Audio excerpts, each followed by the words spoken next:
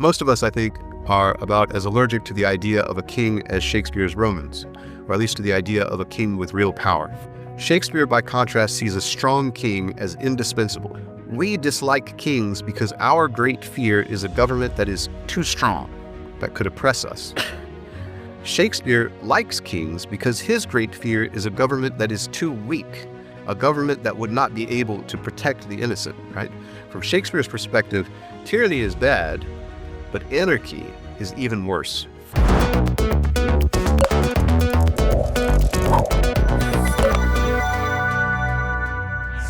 Thank you, everyone. It's great to be here. Greetings from Austin, Texas, where we are indeed in the midst of founding a new university. We have our second class this year of undergraduate students. Business is booming. What can I say? We're teaching a course on Western civilization. We're teaching courses on entrepreneurship. We are trying to model a different kind of higher education. I hope in time we can see more institutions of this kind worldwide, maybe even one here in Australia. And in the meantime, we are delighted to have your support and we welcome your interest. So, as Scott mentioned, today I will be talking about Shakespeare and politics.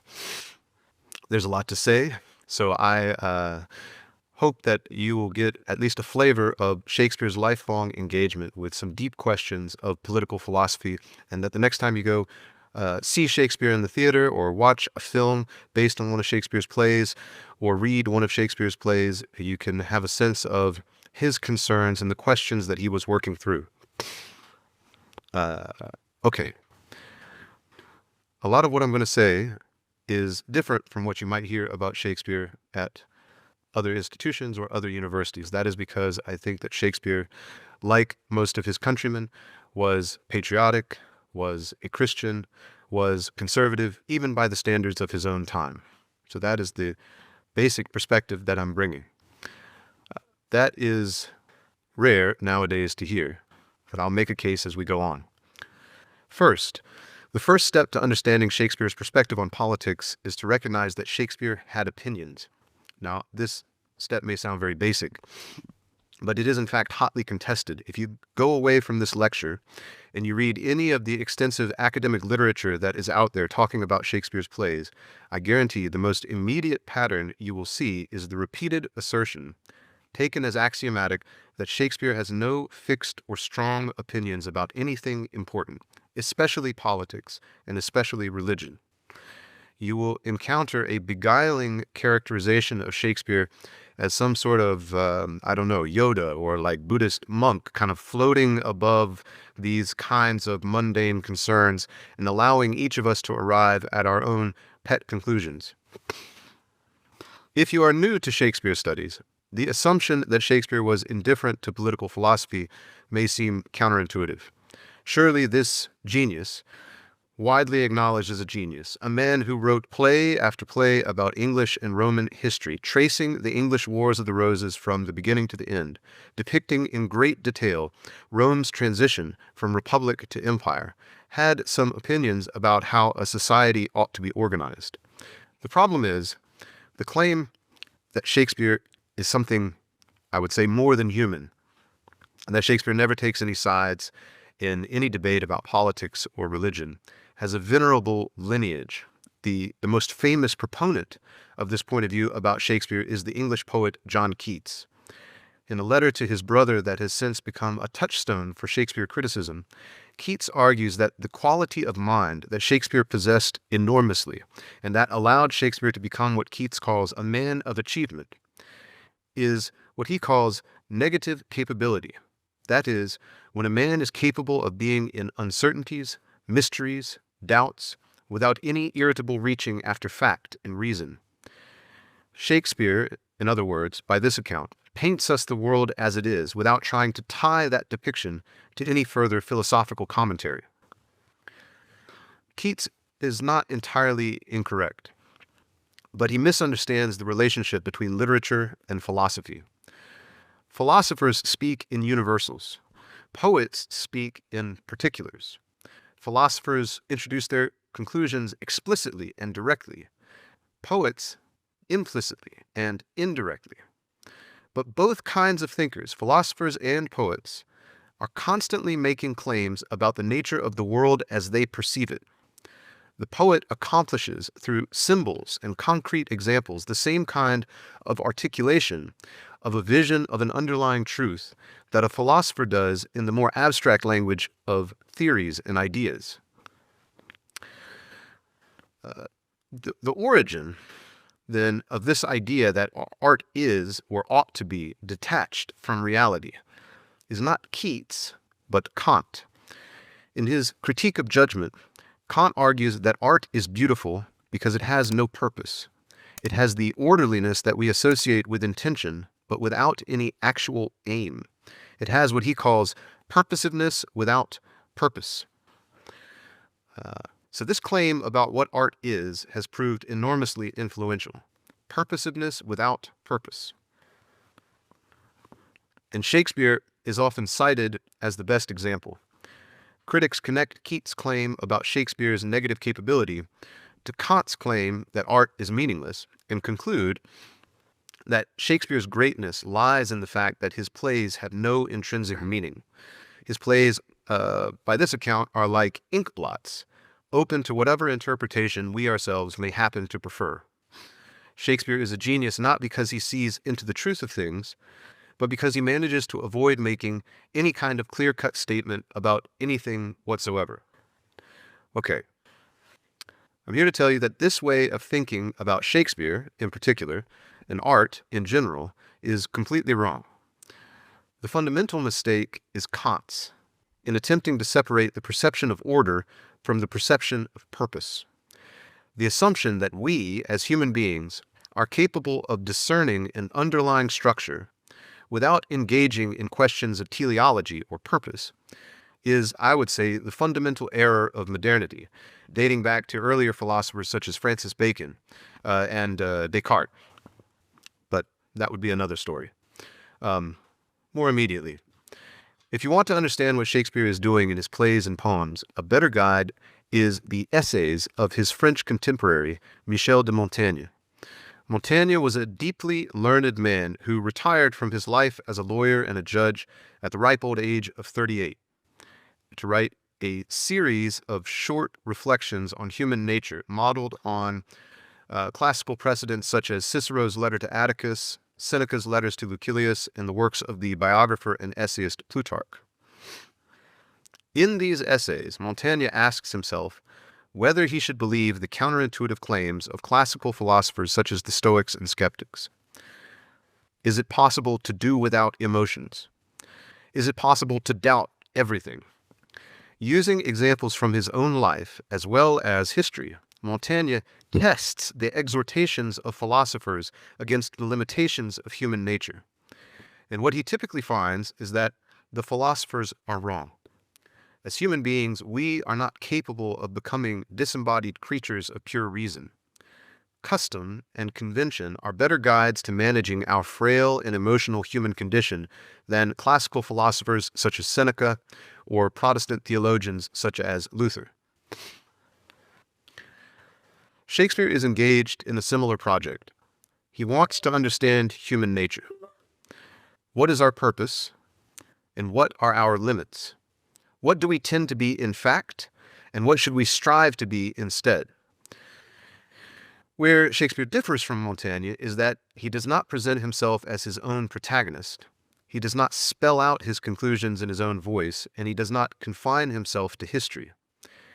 Shakespeare is willing to engage in fiction, but that fiction is informed by experience.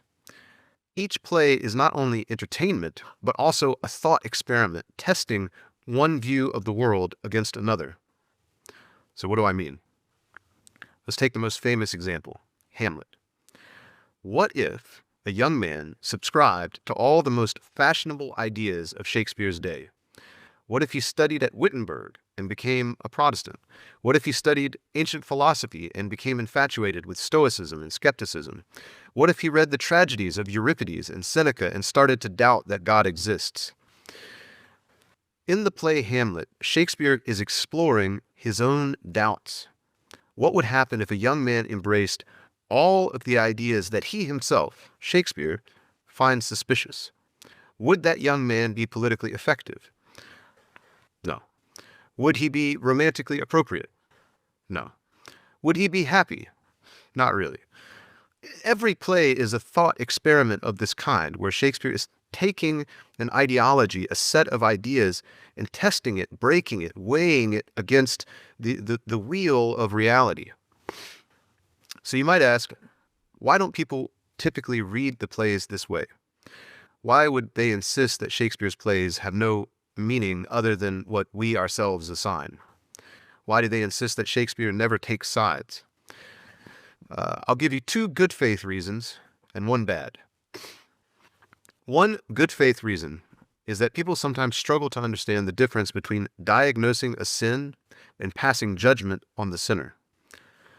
Right? It's possible to see someone as making a moral mistake, to think, I wouldn't do that, but not necessarily hold this person in contempt, to think, there but by the grace of God go I. That could be me. In this respect, Shakespeare is very different from his contemporary Ben Jonson, another English playwright. Shakespeare is free from the self-righteous scorn of the satirist. He doesn't sneer at his characters. Instead, like Virgil, he has an extraordinary empathy even for his villains. Like, we see how Iago is tortured by envy and jealousy. We see how Shylock suffers in Venice from discrimination against Jews. We see how Richard III is haunted by ghosts. When an antagonist such as Macbeth or Claudius dies, we don't feel glee, but instead we feel a kind of sadness, as I would say a Christian should. We think this is another human being, even if they were in error. Another good faith reason why critics sometimes think Shakespeare never takes sides is because he articulates his doubts as forcefully as possible. This is the difference, I would say, between literature and propaganda. Propagandists simplify objections to their own beliefs in the form of the proverbial straw man. Shakespeare is the opposite. Shakespeare is the master of what I think the youth like yourselves now call steel manning, right? He is, it's as if he's asking himself, what is the strongest argument I can make against myself? And in the world of drama, that means creating characters such as Hamlet, Falstaff, Cleopatra, Richard II. Then critics get confused because they think these characters are the true Shakespeare. But these characters can be better understood as the demons that Shakespeare is trying to exorcise, the misgivings that he has about his own beliefs. More specifically, Shakespeare personifies his doubts about Christian ethics in the form of charismatic narcissists. These selfish, self-absorbed characters steal the scene at first, as narcissists often do. But by the end of the plays in which they appear, they always meet with ridicule or tragedy or some sort of ignominious end. They bring destruction on themselves, which is Shakespeare's recognition of the falsehood of the ideology that they represent. Right? By the end of the play, Shakespeare has thought through his doubts. That character is effectively dismissed, and order is restored. In Seneca's tragedies, for example, sometimes the bad guy wins. The bad guy's like exultant at the end. That never happens in Shakespeare. The bad guy is always defeated, and the trouble is contained, and order is restored. Okay. The bad faith reason. The bad faith reason why critics sometimes insist that Shakespeare never takes sides is because they themselves are on the side that Shakespeare rejects. They see themselves in characters such as Falstaff or Cleopatra, and they don't want to admit that Shakespeare sees these characters as fundamentally misguided. This problem really took off in the 19th century with romantic critics such as Victor Hugo, and then A.C. Bradley, more recently Harold Bloom, and it's very pervasive. The problem in this case is not only English professors, but also theater professionals, people who produce plays and act in plays, whom, as you may know, tend to be on what you might call the libertine side of liberal. They want to see Shakespeare as a fellow traveler, a fellow bohemian, and not as a subtle and perceptive critic of their preferred way of life. Okay. In more recent years, Shakespeare has been taken up as a standard bearer for identity politics. And again, what we have is a kind of half-truth. Shakespeare does give us compelling female characters, but he is not a feminist. He does give us boys dressed up as women, but never permanently. He goes out of his way to point out that no one can more permanently or fundamentally change their gender.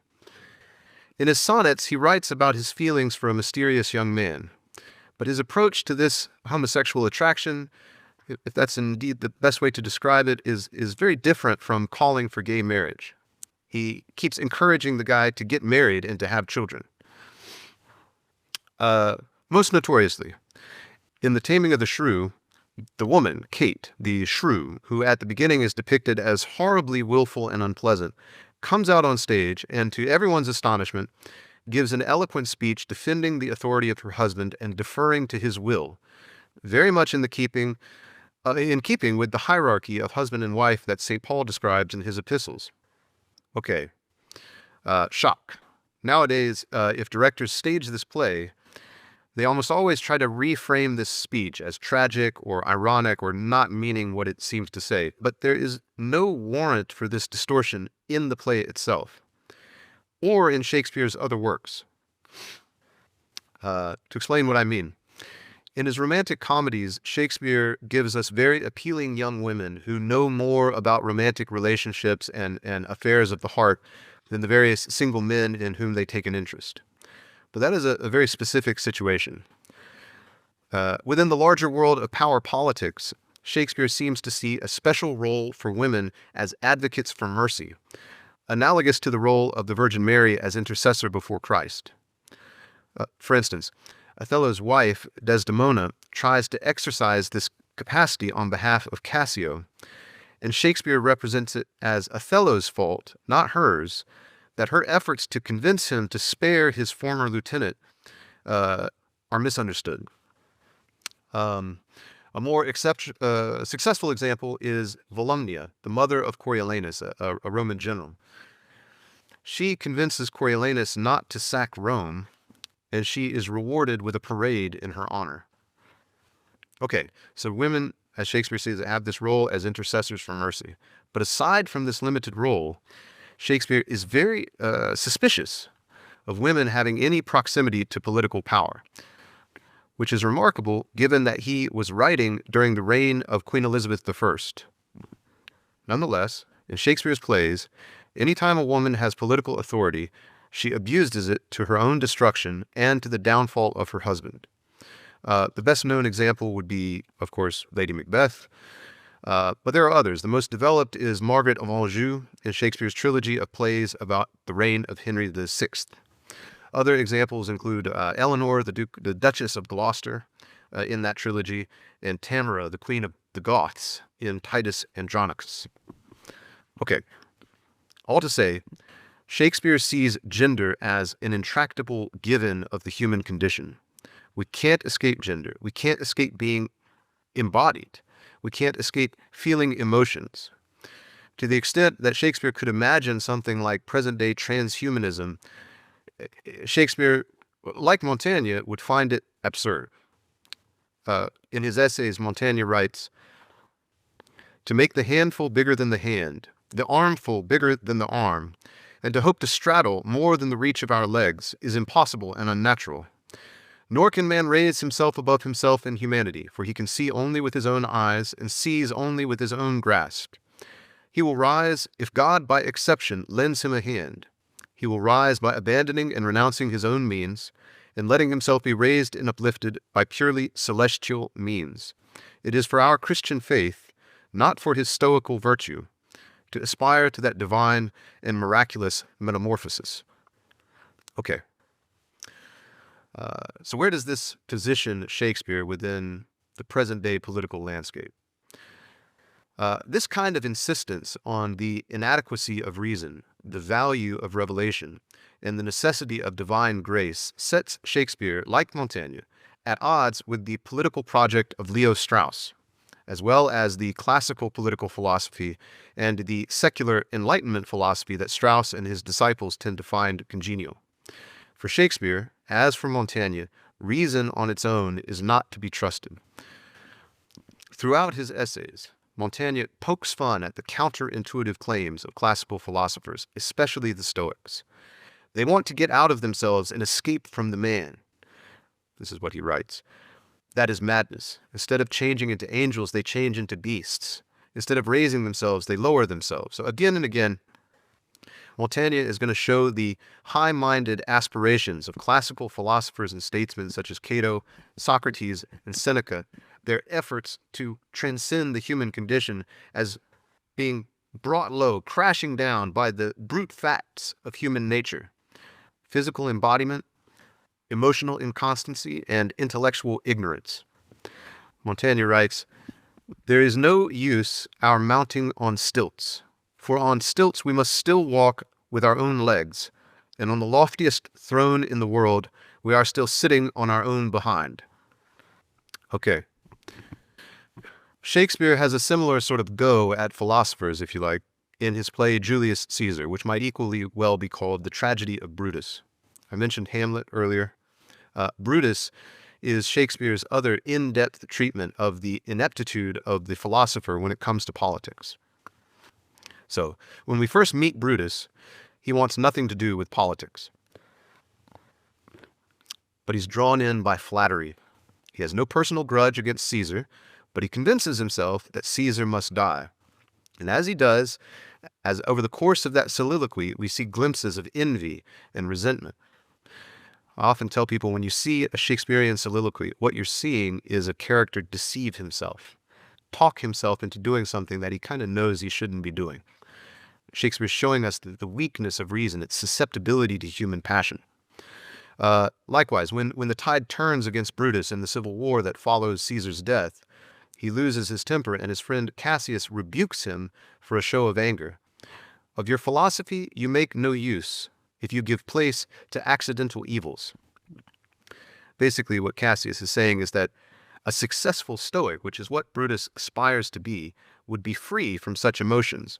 But that kind of Zen-like state of mind, that state of pure reason, what the Stoics call apatheia, apathy, is impossible to attain.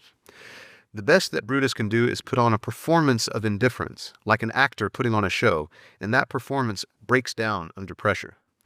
Even when it works, his cultivation of a cold and strictly rational manner is off-putting and ineffective rhetorically, crippling his potential as a politician. This shortcoming of reason on its own, this sense of reason on its own is inadequate, is most readily apparent in the contrast between Brutus's funeral oration and Mark Antony's. Brutus is not willing to be passionate in public, as Antony is. Instead, he tries to sway his audience through arid and impersonal argument. "Censure me in your wisdom," he says. "Be patient till the last." So Brutus doesn't concede anything to what a political handler might call optics. He doesn't pull at the heartstrings. He just presses the uneducated masses of Rome with counterfactuals and overlapping conditionals as if it were a seminar on analytic philosophy.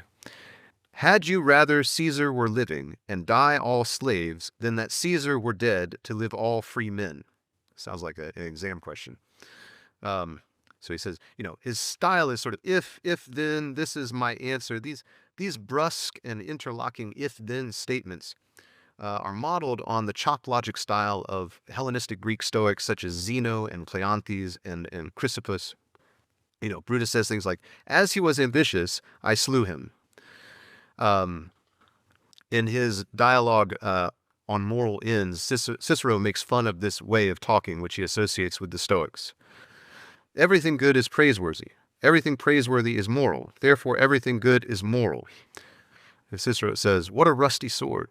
Who would admit your first premise?" Like this way of talking where you sort of say, if A, then B, if B, then C, if C, then D, is not actually effective as a way of persuading people. So Brutus stands down from his funeral oration, and Antony gets up, and Antony is not handicapped by any artificial Stoic philosophical squeamishness. Antony is more than willing to appeal to pathos. Brutus insists on this dry, laconic logic, and his audience gets lost. Let him be Caesar. The audience, Brutus gives this big logical speech about how, Romans shouldn't want to have a king. And it's ironic that the crowd then immediately discusses crowning him king. And it shows that political change cannot be accomplished through reason alone. Brutus's intellectual prowess doesn't come across as dazzling, but as baffling and out of place. And his carefully cultivated persona of disinterested, scrupulous objectivity comes across as unnatural or repugnant, maybe even a little ridiculous, rather than reassuring. Then we have Antony. Antony steps up. Antony weeps openly. Antony steps down from the podium and he mingles with the crowd. He shows the crowd Caesar's bloody cloak where all the conspirators stabbed him in the back. They shows them the corpse of Caesar himself, like lying there on the deck. And then he produces a paper that he says is Caesar's will and proclaims that Caesar has bequeathed each of them 75 drachmas. Now, these tactics are rhetorical masterstrokes because they speak to human nature as it really is, embodied and emotional and self-interested. Okay. When it comes to politics, it may help to think that Shakespeare gives us two different kinds of tragedies. The mistakes of individuals, such as Brutus, and the mistakes of a more general society, such as ancient Rome. The difference between these two frames for tragedy, the zoom in to the individual and the pan out to the big picture, is most readily apparent, I think, in Shakespeare's early tragedy, Romeo and Juliet. This play is unusual in that the protagonists don't really seem to do anything to deserve what happens to them, right? Romeo and Juliet are more like Ophelia or Desdemona or King Duncan than they are like Hamlet or Othello or Macbeth. Why is that? Okay. Most of us, we encounter Romeo and Juliet when we're young people. We're naturally fascinated with our counterparts, the two young lovers who give the play its title. But these two young lovers, Romeo and Juliet, are not the entirety of the play. Nowadays, as I get older, when I watch the play, I realize that the tragic protagonists of Romeo and Juliet, in the sense of the people in the play who have moral agency, political authority, but misuse it, are their parents, and more generally, the city of Verona, which has allowed the feud between the Capulets and the Montagues to drag on for far too long. And we see this at the end of the play when the bodies are discovered, and the Prince of Verona rebukes the two families.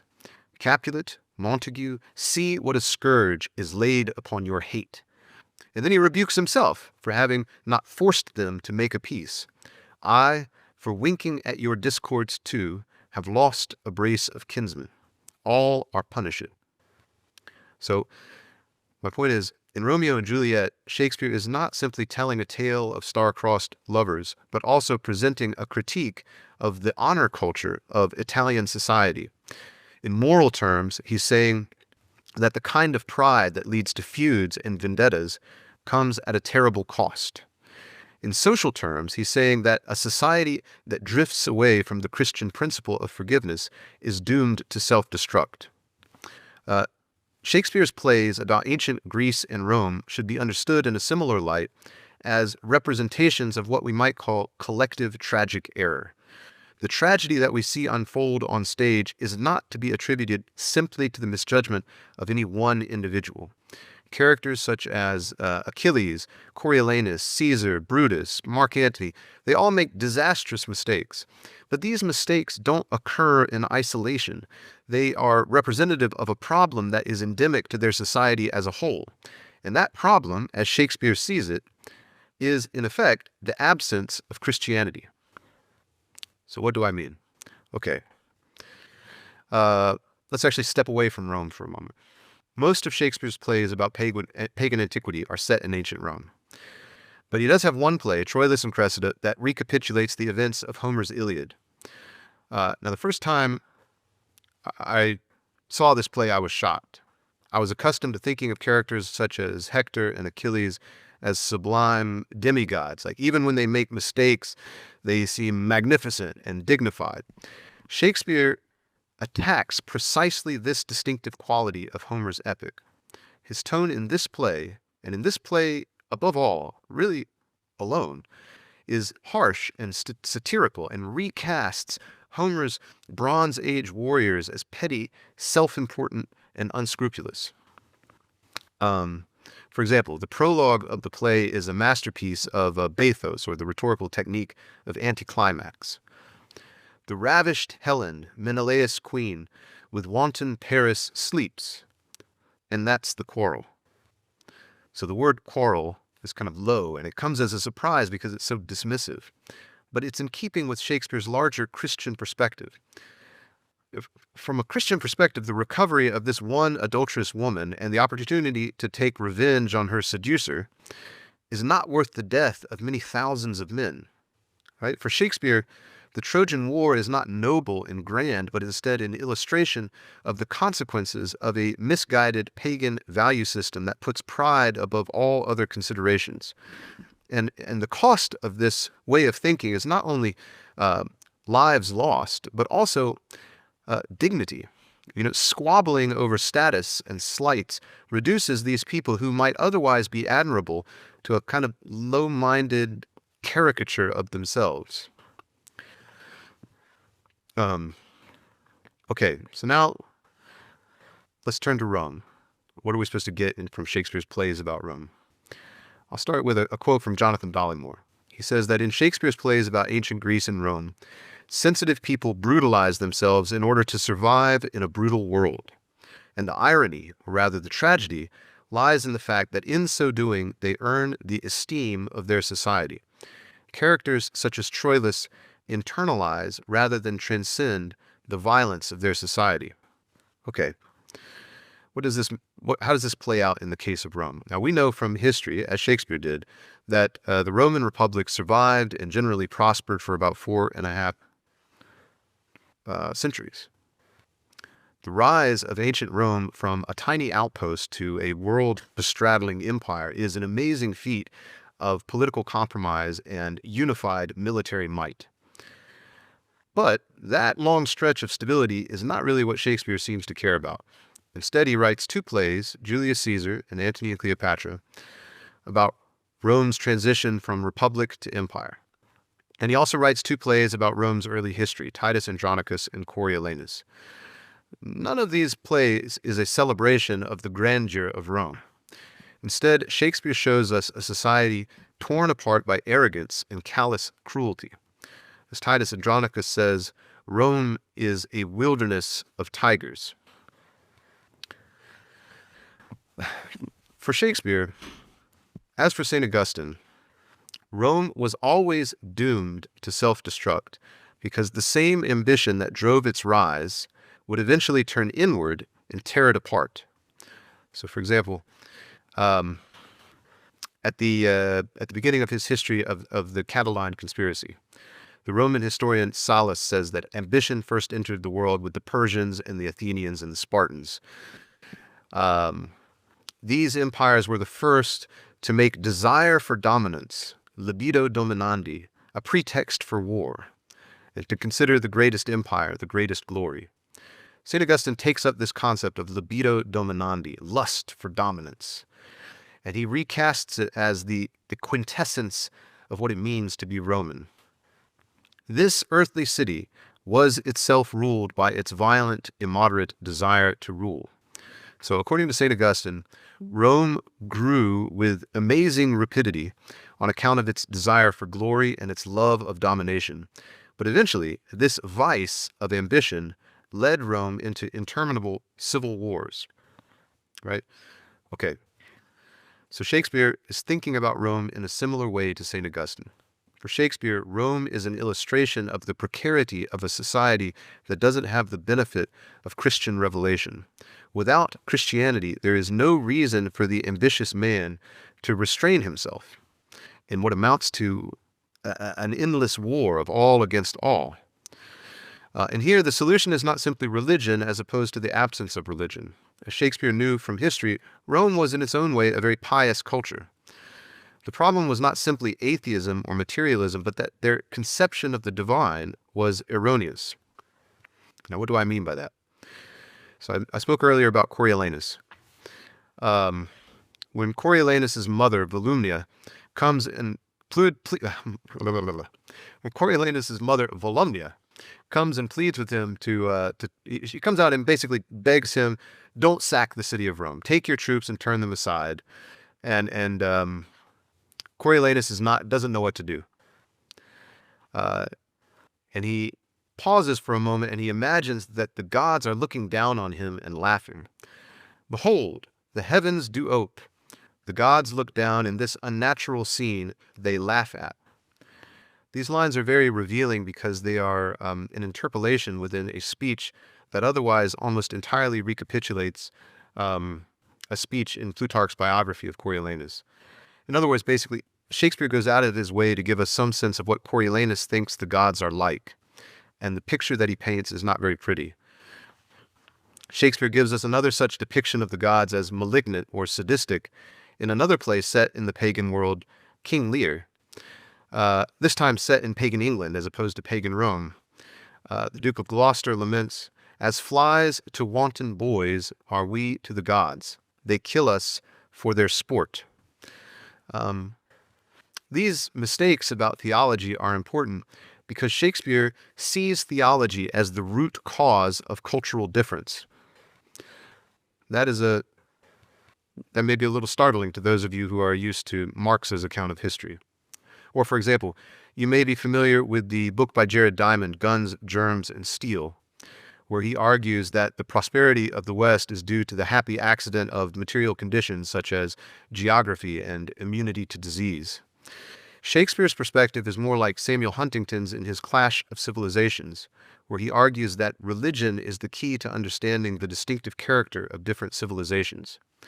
The prime mover of historical change is not politics or economics, but instead culture, which for Huntington, as for Shakespeare, is defined by religion.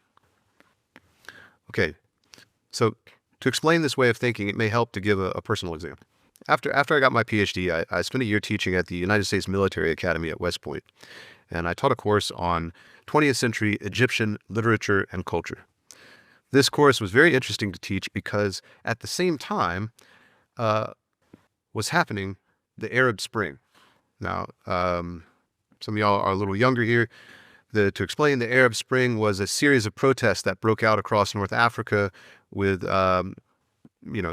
people toppling dictatorships and calling for democracy. And for a time, there were high hopes of sweeping political reforms across the Arab world. But those hopes were largely in vain.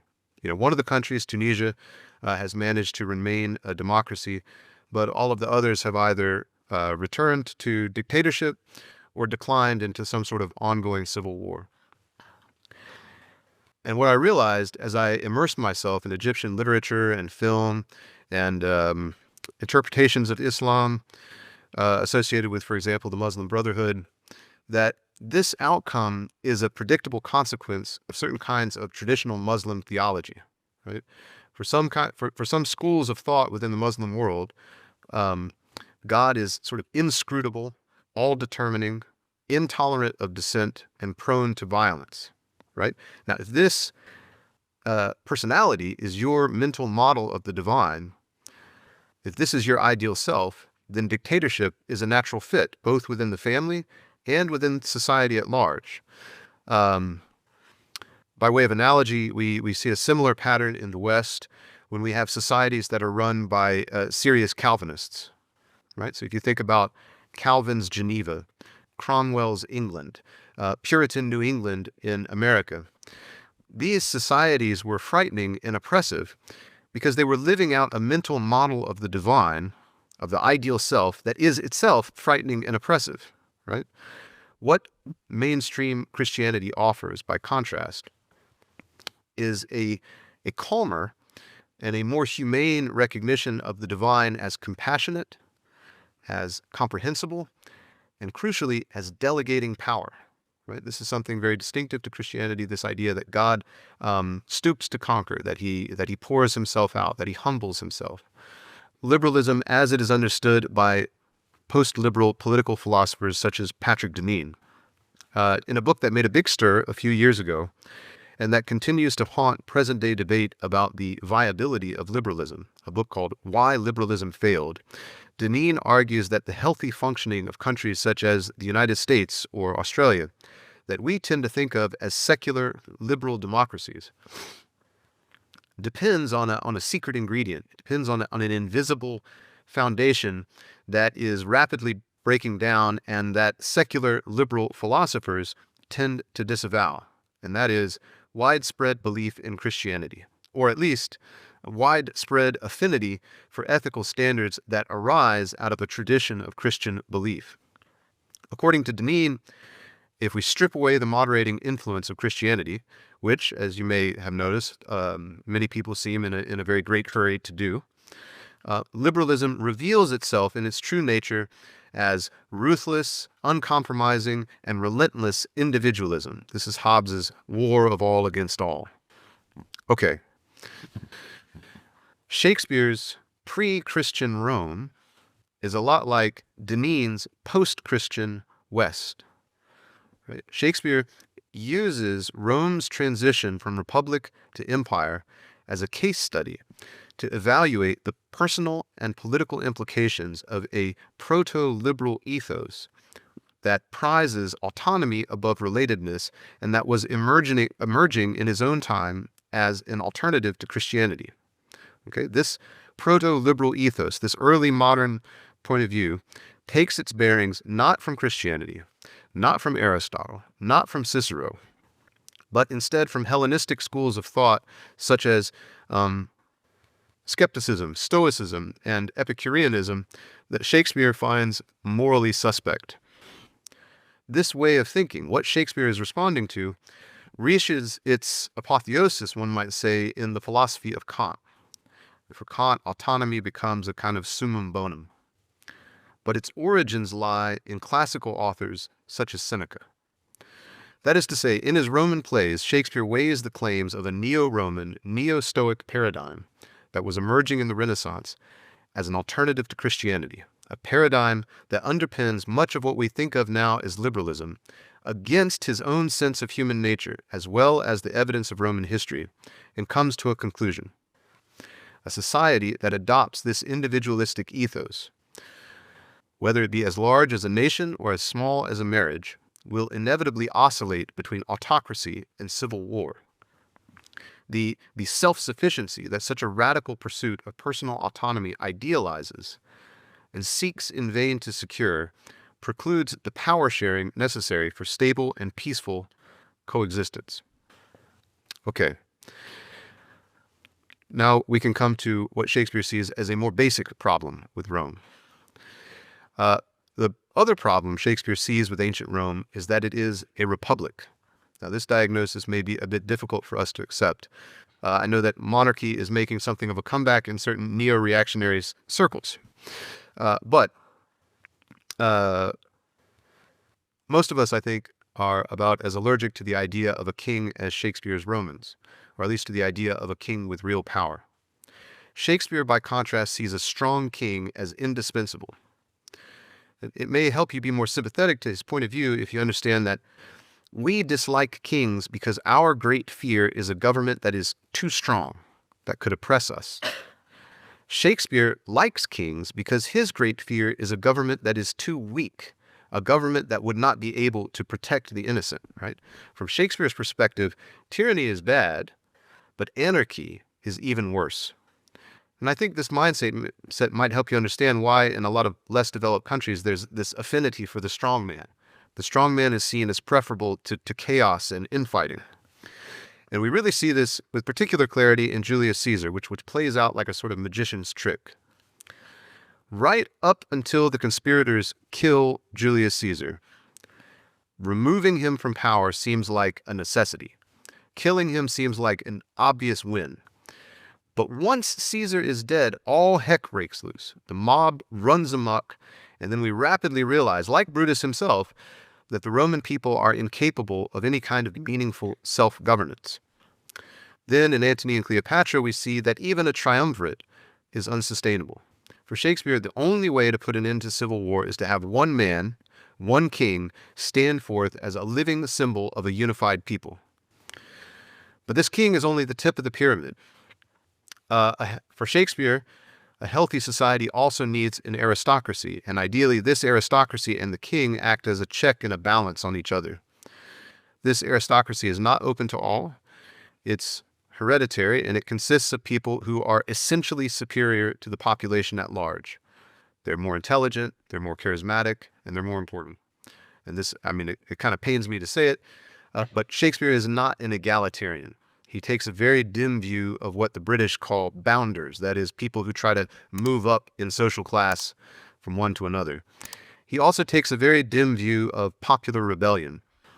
When the people take up arms in Coriolanus or in Julius Caesar or in the second part of Henry VI, the result is not any kind of change for the better, but instead chaos, destruction, and the murder of innocent bystanders like Cinna the poet in Julius Caesar. These kinds of rebellions do have one salutary effect in that they draw the attention of the king and the nobles and prompt them to address problems that they have been neglecting. But popular rebellion, as Shakespeare sees it, is a symptom of a malaise and not itself a cure, right? From Shakespeare, popular rebellion is like having a woman in charge. It is a sign that something is awry and needs to be set right. Under ideal circumstances, as Shakespeare sees it, in a stable society, neither women nor the working class would have any independent political authority. Okay, again, this way of thinking may seem alien to us, but again, Shakespeare's overwhelming fear, like Montaigne's, is not oppression, but anarchy. Shakespeare is afraid that England will degenerate into a civil war like the Wars of the Roses that had devastated England about 100 years earlier. That's why he writes 9 plays about 15th century England, tracing the Wars of the Roses from beginning to end. And he's prescient, because almost immediately after his death, we have what we now recognize as the English Civil War. For Shakespeare, the key to preventing political instability is what he calls degree. We might call it hierarchy. In Troilus and Cressida, Shakespeare's Ulysses, or Odysseus, gives a very famous speech in which he explains the importance of degree. I won't quote the whole thing here, but I'll give you a few lines just to give you a sense. He says, "How would communities, degrees in schools and brotherhoods in cities, peaceful commerce from dividable shores, the primogenitive and due of birth, prerogative of age, crowns, scepters, laurels, but by degree stand in authentic place, take but degree away, untune that string, and hark, what discord follows? Force should be right, or rather right and wrong, between whose endless jar justice resides, should lose their names, and so should justice too.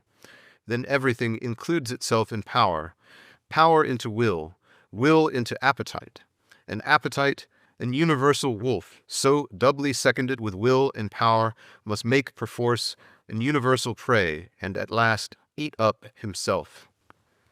Okay, so this is Shakespeare's nightmare of a world in which hierarchy breaks down. We see similar fears in Montaigne's essays. Montaigne describes what he calls the innovations of Luther, that is to say, Protestantism, as a similar unraveling of degree. His concern, and history has proven Montaigne correct, is that political hierarchy is inseparable from religious hierarchy. That is to say, once people stop deferring to clergy, then it's not going to be very long before they stop deferring to traditional political authorities, such as the king or the other sort of hereditary aristocrats of the Ancien Régime. Montaigne writes, "The common herd, not having the faculty of judging things in themselves, let themselves be carried away by chance and by appearances, when once they have been given the temerity to despise and judge the opinions that they had held in extreme reverence, such as those in which their salvation is concerned. When some articles of their religion have been set in doubt and upon the balance, they will soon after drift easily into like uncertainty all the other parts of their belief, which had no more authority or foundation in them than those that have been shaken, and shake off as a tyrannical yoke all the impressions they had once received from the authority of the laws or the reverence of ancient usage, determined from then on to accept nothing to which they have not applied their judgment or granted their personal consent." Okay. This is the fear of Montaigne, the fear of Shakespeare, the fear of anarchy that results from the unraveling of traditional degree or traditional hierarchy. The linchpin that prevents that unraveling is the king. And this is the downside of Shakespeare's system, we might say, is that it depends on the king. the economic stability, the prosperity of the nation. In this sense, we might say that Shakespeare is committed to the great man theory of history. Political events tend to be a consequence of the character of the king. So, the question naturally arises, and this is the main question for Shakespeare, and the question that we'll sort of close upon. What kind of king do we want? And I think Shakespeare's asking himself what kind of king is best is also a way for him to decide what kind of life is best. How should we approach our life more generally? All of us are kings to some extent of some sort of small sphere of life.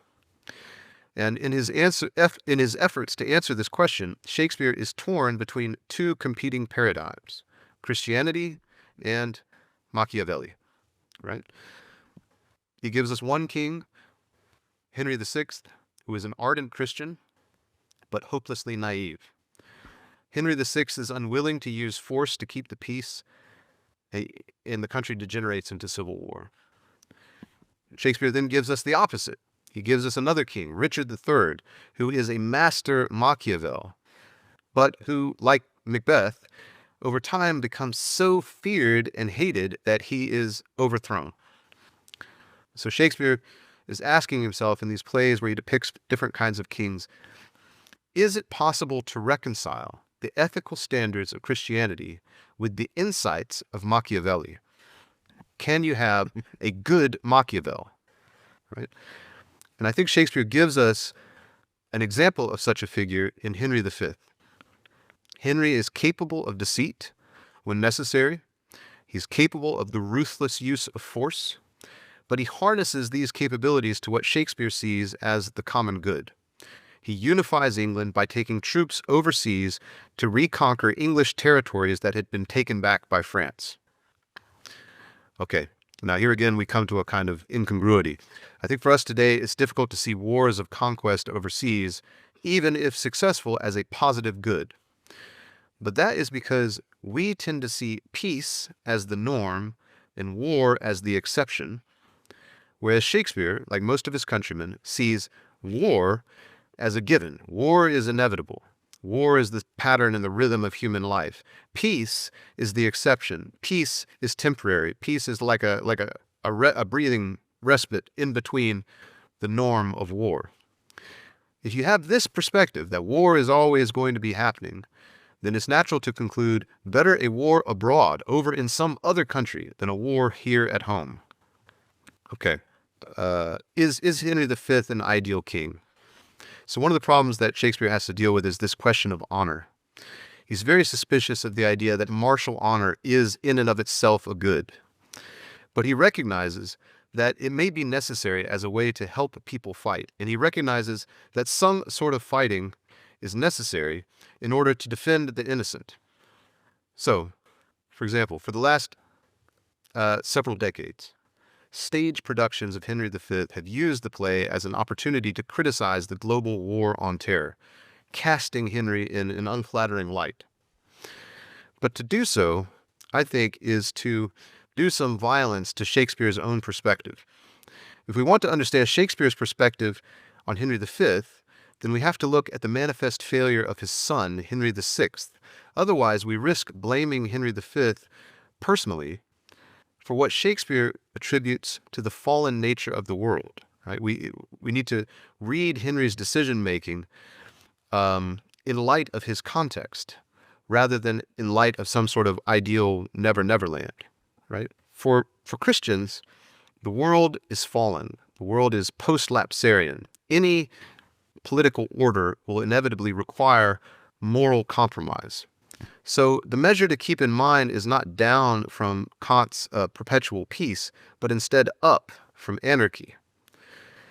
And if we adopt this sort of Augustinian view of secular politics, then Henry VI efforts, his pleads with his countrymen, please stop fighting, his abstemious aversion to any kind of violence comes across as short-sighted.